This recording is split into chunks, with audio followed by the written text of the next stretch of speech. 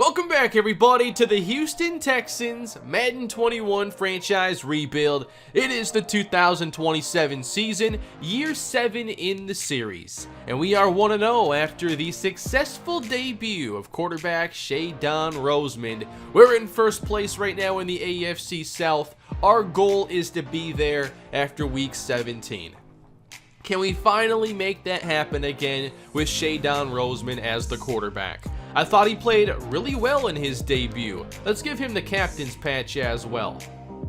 But I thought his debut went really well against a good defense. The accuracy, the throws he's willing to make, I really like his game. And it can still get better with the deep ball. Like, all of this happened on passes under 30 yards. But he's not just checking the ball down for 4 and 5 yards at a time. He had a 7.8 yard per attempt. It's decent, and he was highly efficient. I think the lower this is, the higher you want this to be. And Rosemond shows that he can complete around 70% of his passes. We saw that in the preseason. So I'm really hopeful that this pass game gets to a really good spot this year, especially with all our playmakers. I'm hoping that we see Jones, Candidate, and Ingram all put up career numbers this season. I think that is very possible. Now, I've seen a lot of feedback lately about the equipment for players, and that's something I usually overlook. So I'm trying to do a few more things with editing appearances. I gave George Ingram the shooter sleeve now as opposed to the full sleeve, and I want to upgrade his slot archetype once again. Still want to see more catch and run chances for him. I'd love to see a few short targets where he gets a chance to just make people miss. I'm usually not great at deciding what to do with equipment for players, so I often just think of players that play that position and I'm like, yeah, let's see what their equipment setup is. So here's Marcus Gillislee, and I gave him the LeGarrette Blount equipment. I'll probably do some more editing, but I spent some time finding some players that I wanted to change equipment for. So here is cornerback Lynn Cox, who has been a playmaker for us over the past few episodes. I gave Stephon Ferris the shooter sleeve as well. When I was thinking about his equipment, I was looking up Shaq Barrett. So I gave him the shooter sleeve. For Ferris, what do we want to work on here? He's 25 years old, 92 finesse moves is outstanding. I'm going to raise power moves here a little bit. And that's going up by 3. We'll do an upgrade here for Cordell Hillhouse. He's already an 82 overall. He's only played 17 career games. 86 power moves, 78 block shed. We'll do a couple more power upgrades, I think, and then get to some of the run stopping for him. Big season for Robert Bullard. I believe he's a free agent at the end, so we'll see if he finally puts together a more consistent season to get that second contract from us. For Tevin Tyson, what I'm really hoping is that we see awareness go up a little bit. It's only at 70 right now. We'll go with the zone archetype. 4 ratings. No awareness in this one, but strength goes up. Now, I considered playing the first 2 games here, but I want to focus on the Cleveland matchup. It's just an AFC team, a team we could see again if we make it to the postseason, and a really good challenge. We have these 3 NFC South matchups here to open up the season, but we're going to simulate the Bucs matchup. We come up short in this one with the defense allowing 34 points. We did put up a lot of yards, a lot of first downs as well, but lose 34-26. Cody McDonald, 3 touchdowns and no interceptions. Rosemond back over 300 yards again, 2 scores. He did have an interception. Longest pass was 20 yards. Completion percentage was down a bit on 47 pass attempts. So this game appears to have been more of a challenge for Shadon Rosemond.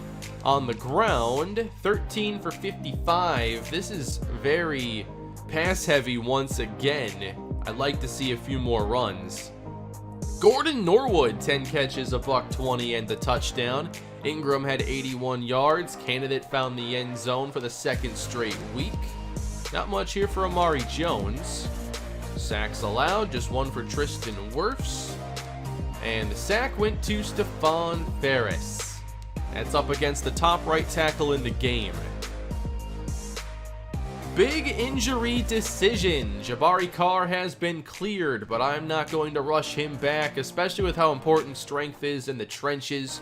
Cordell Hillhouse will get some bonus experience. And it looks like we can take a look at this draft class for the first time. Now, we don't have a bunch of extra picks this time around. So, back to the regular 7 plus an extra 4 and an extra 6 right now. At the top of this class, 3 pass rushers, all power rushers too. At quarterback, 2 first-round options. Will they actually go in the first round? We'll see. At running back, finally, a loaded running back class. This is what the league needed here. And hopefully it's not a dominant receiver class. Give me 2 first-round options. Yes, this is even better. 1 first-round receiver. Finally, the draft is going to be a little bit different. 1 tight end. Offensive line, not great, but edge looks really good. Off-ball linebacker. Is this a defensive draft class? Oh my. Catching up to all the great receivers in our league now. 7 potential first-round corners, but no potential first-round safeties. This is a different draft class, but I think that I like it. It's different. I guess I'm still wondering how good the offensive linemen are, so if there's ever going to be first-round options, I'm interested. Rashad Walker, first-round guard, late first-round talent, agile archetype, solid top 3. Martin Thomas, a second-rounder, and Eric Reed, second round, mid 2. Still might be pretty good, though. I like the top 3, and he's only 21. Now, when it comes to the contracts for this year, of course, Justin Johnson's only on the 1-year contract. Marquise Brown wants a little over $10 million a season, which would be a solid raise from what he's had in his time with the Texans. Then there's Brendan McMullen. Amari Jones. This contract doesn't make any sense. It should be closer to 18 a year, but I wonder if it's just like where he's ranked, like 52. I think of him as a number 1 caliber receiver, but the game probably wouldn't at 52 ranked, so maybe the contract isn't as big.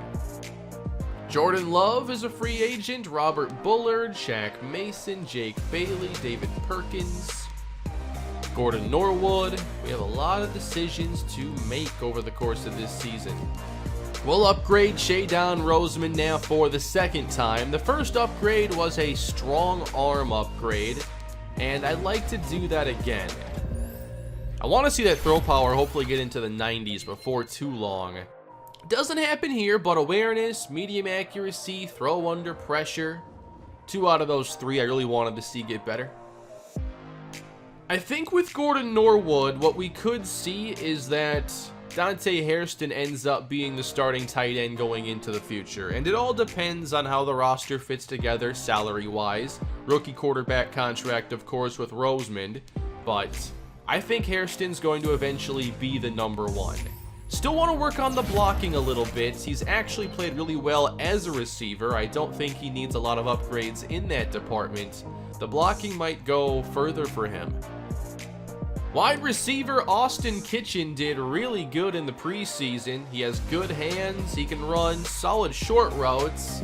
Medium and deep route running are another story, and he doesn't get off the line very well. So why don't we work on physical?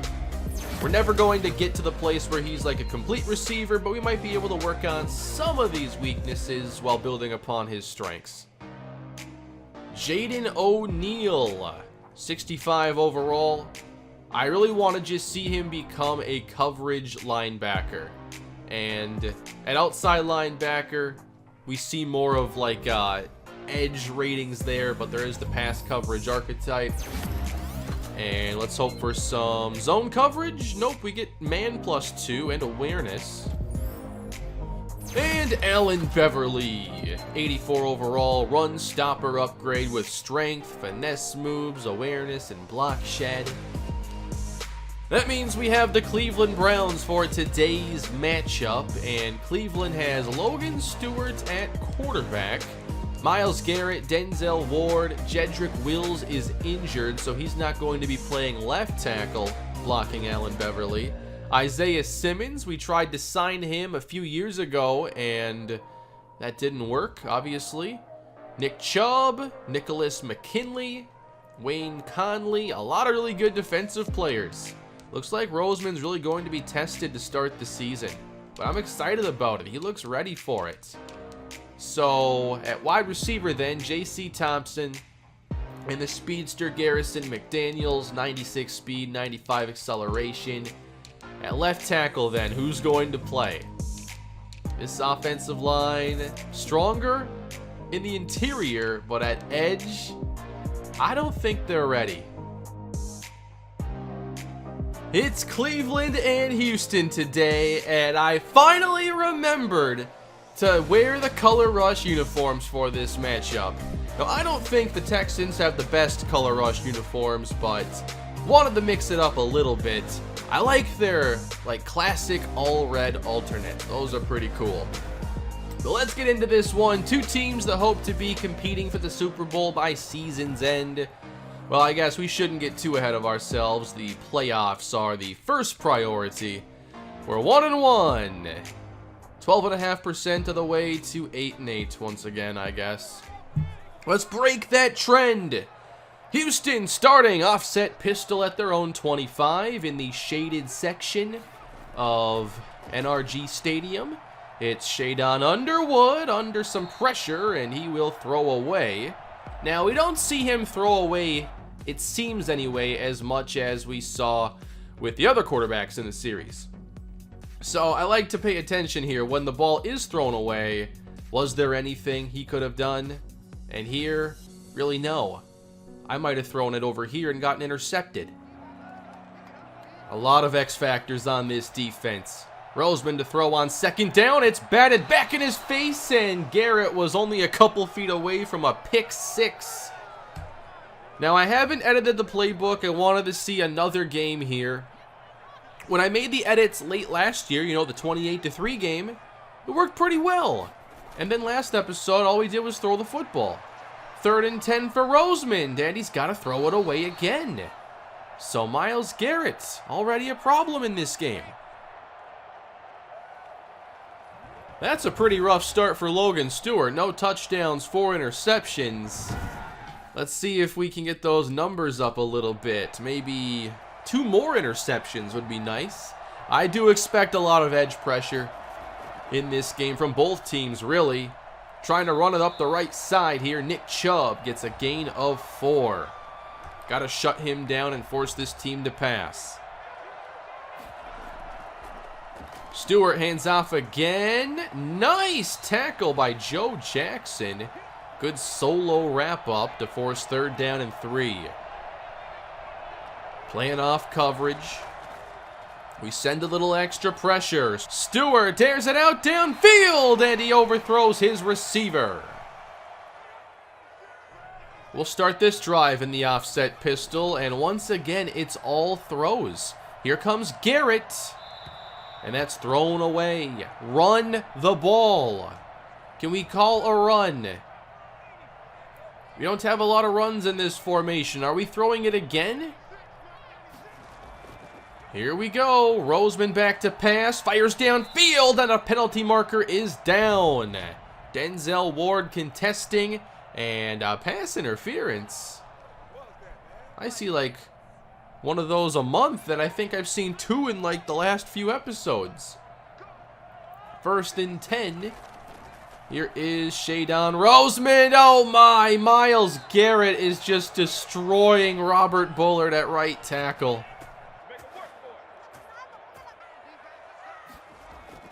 Can we run the ball? 2nd and 17. There's actually some time. And this is caught for a gain of 4. The first completion for Shadon Rosemond.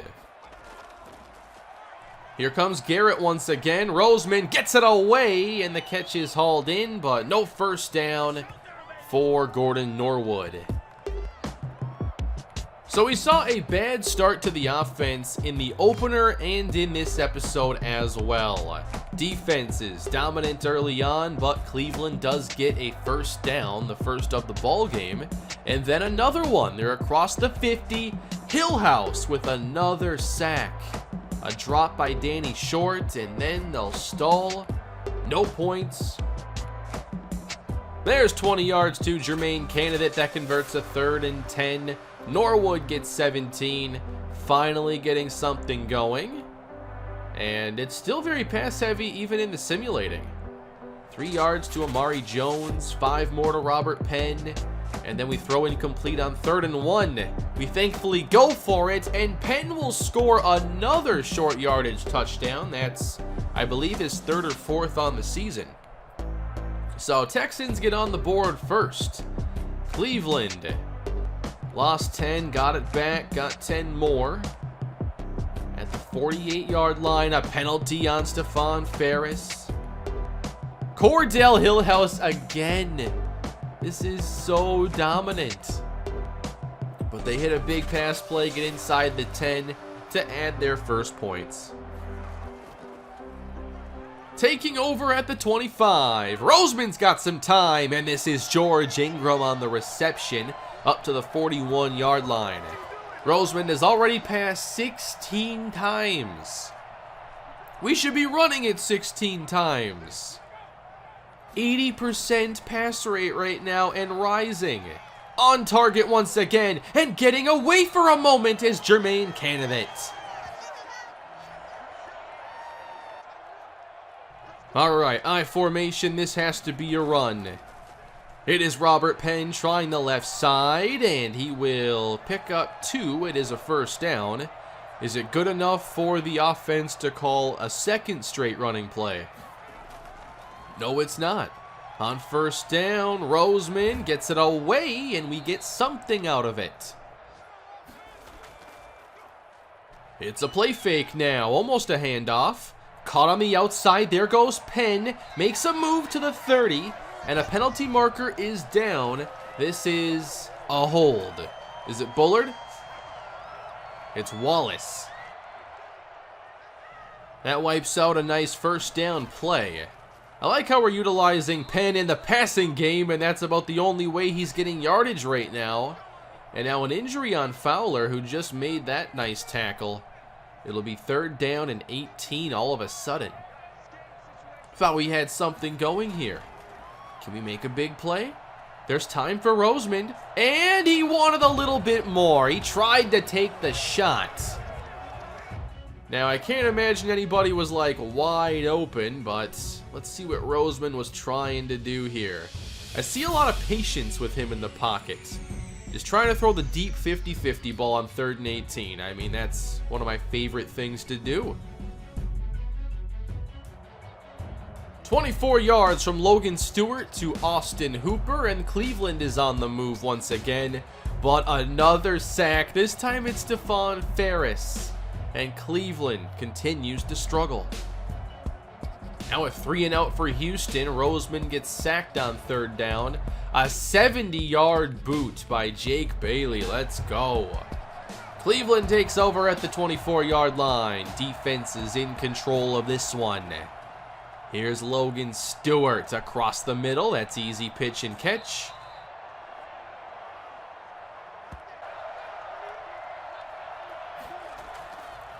Here's Stewart on 1st and 10. Under pressure, and he goes down. Hillhouse gets half credit, and so does Justin Johnson, I believe. 4 sacks already. I think we're going to shatter whatever it is we did last year. It was like 50 sacks. 2nd and 13. Stewart fires downfield, and that's out of bounds. No, that's not okay. Hillhouse is hurt. Cordell Hillhouse will come out of the game. Jabari Carr is already out. And he's on the sidelines, so not going into the locker room. Should be able to return. Now 3rd and 13. All about the edge pressure right here. Four-man rush. Pocket collapsing, and the pressure gets to Logan Stewart. It's Justin Johnson. Quarterbacks are not going to enjoy playing this defense. It is a pulled hamstring for Hillhouse, so he's probably going to return, but it's going to be a lot later in the game, maybe the fourth quarter. 2-minute drill for Shadon Rosemond, and he's in trouble. This is a wobbler, and it's incomplete. What a job by George Ingram playing the role of the defender there, preventing the interception. That sets up 3rd and 7 for Rosemond. I want to see a drive here. Nice throw, and it's dropped. Robert Penn couldn't hang on. And Boston's going to let him hear about it.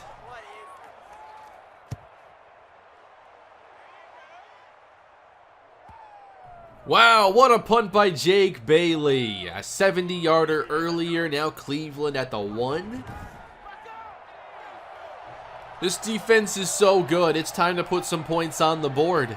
We're in scoring position right now. Nick Chubb out of the end zone, ahead to the 5. They call it the 8. And now Perkins is shaken up.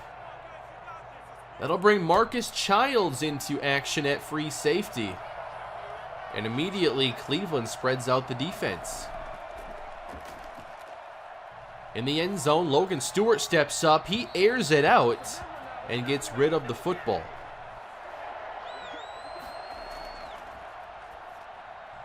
On 3rd and 3, it's Stewart to Austin Hooper. A much-needed first down, and now an injury to Justin Johnson.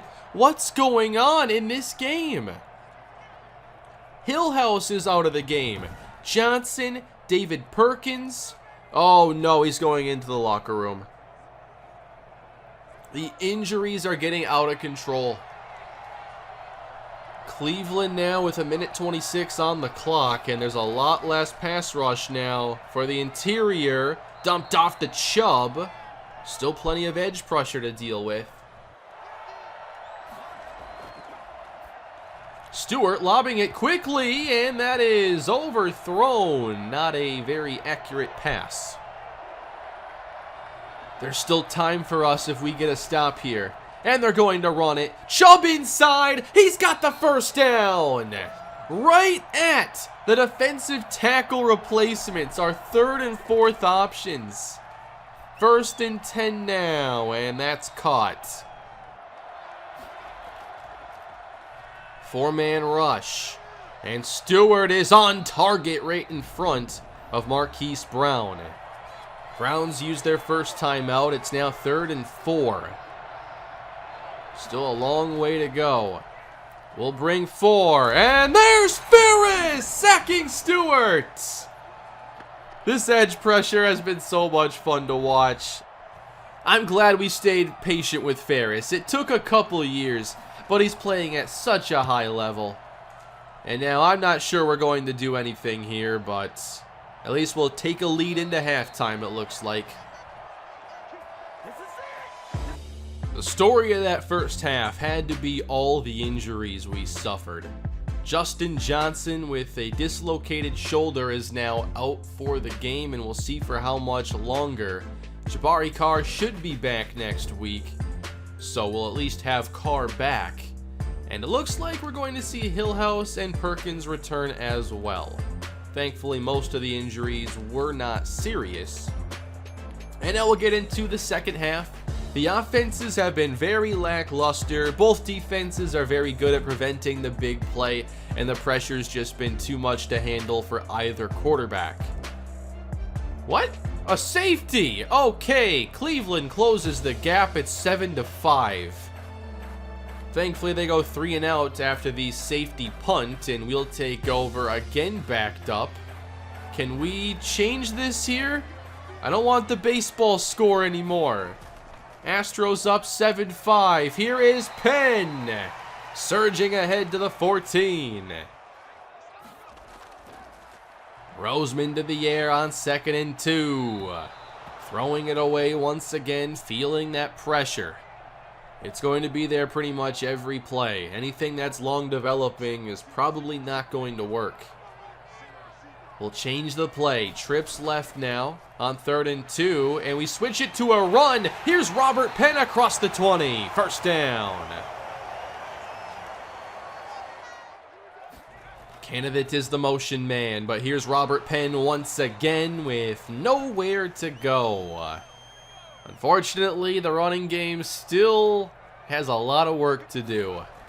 3rd down and 6. Here is Rosemond. He's on target for the first down. That is Ingram. Rosemond throws a really good slant. Anytime we call slants, I know we're probably going to have a pretty good play with him. 1st and 10 at the 38. Back to the running game. Left side with Penn. Fighting through contact, gaining 6. How about we go increase this lead now? That sounds like a pretty good idea. More motion, and we're starting to run the football more. Manny Grubbs in the game, gets to midfield.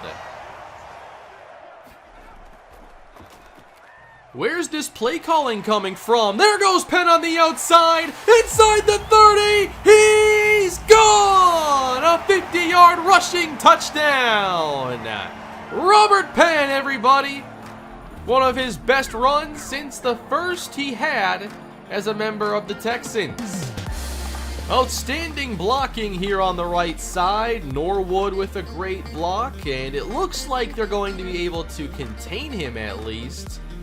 But then he runs into Norwood, gets through, gets an extra block as well from Norwood, and a phenomenal job by Amari Jones the entire time. Texans increase the lead. Can Cleveland get enough offense going to make this interesting? It's 14-5. And they're relying on Nick Chubb on this drive, but now a penalty on fullback Andy Janovich.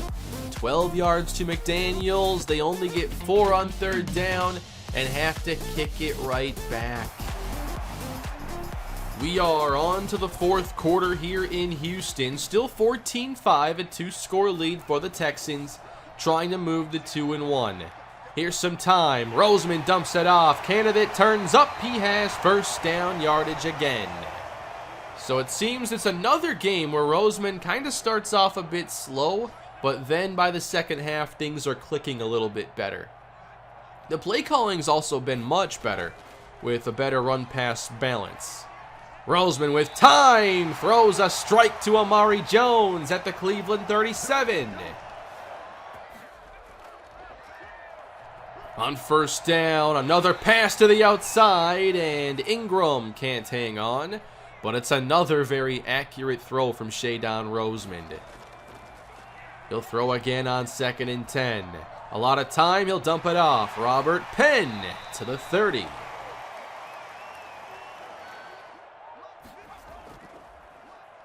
Keeping it on 3rd and 2. Rosemond almost got there. He was going to stiff arm Garrett and get the first down, but there was another defender ready. That would have been such a huge play.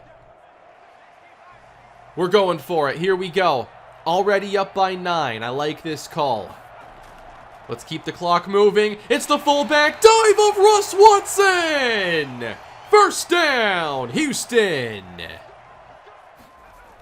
I love the call there. Back to Robert Penn, wrapped up for a loss. Close to 100 yards on the day. Let's see if he can get there. Going empty on 2nd and 12. Watch out, it's Garrett, and down goes Rosemond. Edge pressure from both sides, and now 3rd and 24. I think you need around 8 yards here to be in field goal range. 3rd and 24 for Rosemond. He'll fire deep downfield, and it's broken up, intended for Amari Jones. That means Jake Bailey has to kick, and this one is not his best. Cleveland, down 9, will take over, and we're watching the rest of this one. The offense has struggled all day long, as we expected against this pass rush.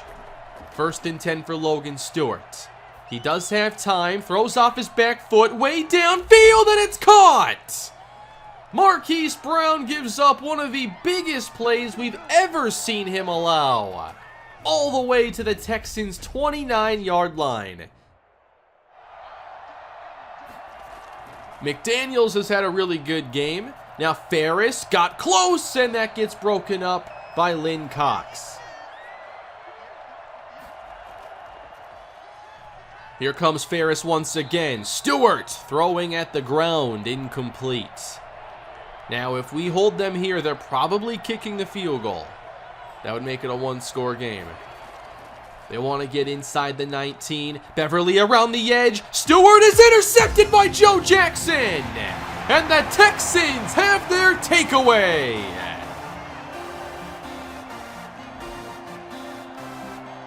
Disruption is production. Beverly with a huge play that the stat sheet won't even see.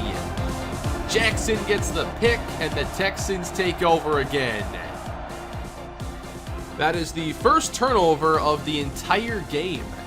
And now Rosemond has some room off the right edge, across the 30, runs over a defender. He's got the first down. I love the aggressiveness of Shadon Rosemond, showing some power with his running. Earlier, he stiff-armed Myles Garrett. Now, he turns into a power back, running over Denzel Ward. How about that run by Rosemond? And now Robert Penn, with a solid first down carry, is now only 7 yards away from 100 on the afternoon. 5 minutes to go in the ball game.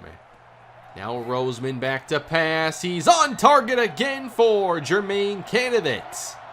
And we've seen a lot of tight throws. We're not getting a ton of separation against good corners. And Rosemond can easily make these passes.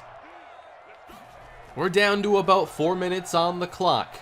Setting up the screen for Robert Penn. He outruns a linebacker and gets taken down at the 35. His pass game production hasn't been bad. That's 4 catches for 38. Well over 100 all-purpose. Now Grubbs checks in. It's 3rd and 4. In trouble. Rosemond extending. He finds the open man! George Ingram, first down. And another play. You gotta go through at least one more time. Rosemond is special. We're seeing plays we haven't seen at any other point in the series. Like, the double team here is about to get split. He's not going to throw this away, though. He extends the play.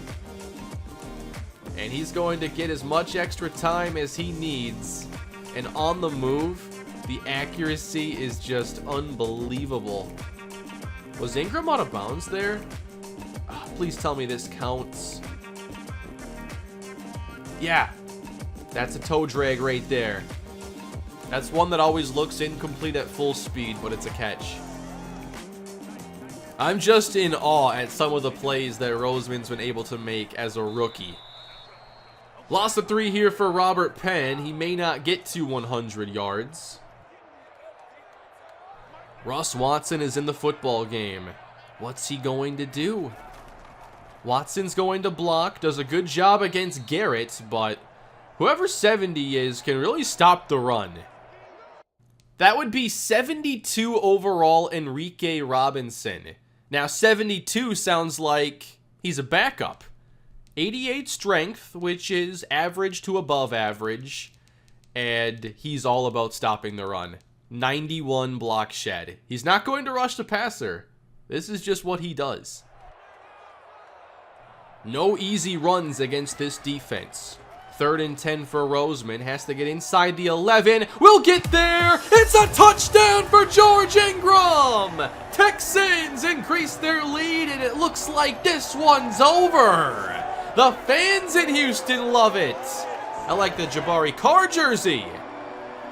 Shadon Rosemond, everybody. This pass game is about to take things to a brand new level. You bet I want to see us throw again. This is for a 3-score lead and basically a guaranteed win. Norwood, a long way to go. Won't get there. How many of you keep track of the NFL scoregami. Scores that never happen until they do. That's what a scoregami is. Final scores of 20-5. This has actually never happened before. Stewart off the mark. Is he going to ruin scoregami? Second and 10. Oh my, he never saw Beverly. That's not even fair. In the NFL, there have been 20-0 games. There has been one 20-2 game back in 1937. And now Stewart is going to find somebody on the Texans bench. There have been some 20-3 games, but no 20-4, no 20-5, and there have been many 20-6. 4th and 19 for Logan Stewart.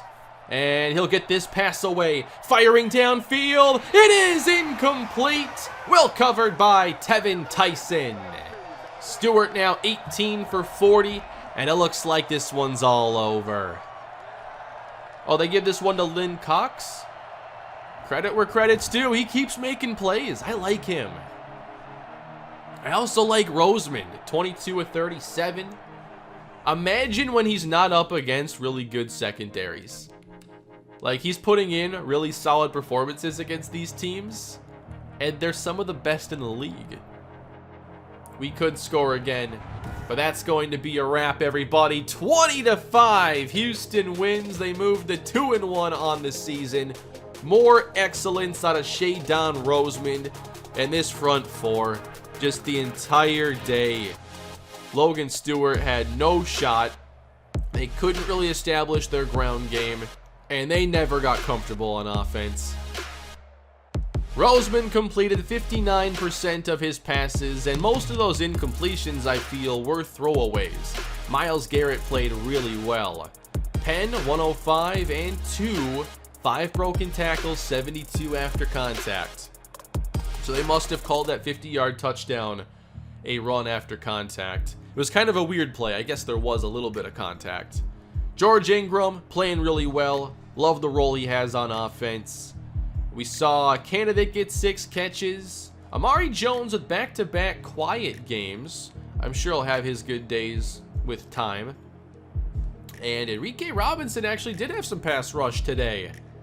So that's not very good. He's not supposed to be a great pass rusher. I'm guessing McMullen allowed those? I'd have to watch the plays again, but those also could have just been like split double teams that went to like McMullen for sacks allowed and not like Randy Wallace. Double teams in Madden are really weird because like going back to when they first implemented these double teams, they're like easier to split than one-on-one blocks. A 2-1 start to the season will certainly take that. Great start for Shadon Rosemond here in his NFL career. And as far as the injuries go, I can't believe right now there's nobody on the injury report. Justin Johnson is fine. Jabari Carr is back. As good as this front four has been, you're about to see it get even better. Jabari Carr hasn't played this season. I think this front four is going to give us a chance in literally any game. All we have to do is not ruin things on offense, and we're seeing Rosemond play at a pretty high level, especially for a rookie quarterback. 3 weeks in, which means nobody's had their bye week. We have the 15th ranked offense and the 16th ranked defense. Definitely some progress on the yardage front. Shadon Rosemond, 853 yards, 4 touchdowns, only 1 interception. On the ground, Robert Penn, 224, 4.6 a carry, 5 touchdowns. That's a pretty fast start. He's been over 4 yards a carry in all 3 games. Gordon Norwood leads us in both receptions and in receiving yards. Amari Jones, 109, candidate 164, Ingram 192. And for the defense, a lot of sacks already. 4 in 3 games for Hillhouse. 3.5, 3, 2 for Ferris. That's a pretty tough start for Logan Stewart. 51% completion percentage, no touchdowns, 5 picks.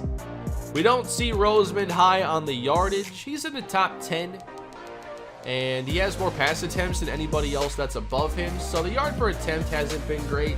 We just haven't been able to get downfield as much in these first few games. Robert Penn is 4th in rushing right now. Love that. DJ Morris, the rookie, is number 1 in receiving. He has superstar skills, that's for sure. And he's off to a pretty fast start. Wherein Chris Carter's number 80. I wonder who leads the league in sacks. In the AFC, Myles Garrett has 5. It's actually more than Cordell Hillhouse and Allen Beverly. In the NFC, Stephen Weatherspoon has 5. 84 overall, star dev for the Eagles. Not bad. Looks like Baltimore should have probably re-signed him. 15 sacks since leaving. 3 picks already for Gerald Reese and Earl Taylor, the rookie out of Texas A&M, who's only a 70 overall. So where was he drafted? 5th round. I love that. Who's number 1 in sacks this season? The Houston Texans. 16 in 3 games. If we could maintain that pace, which it's going to be very difficult to do so, we're going to have 85 sacks.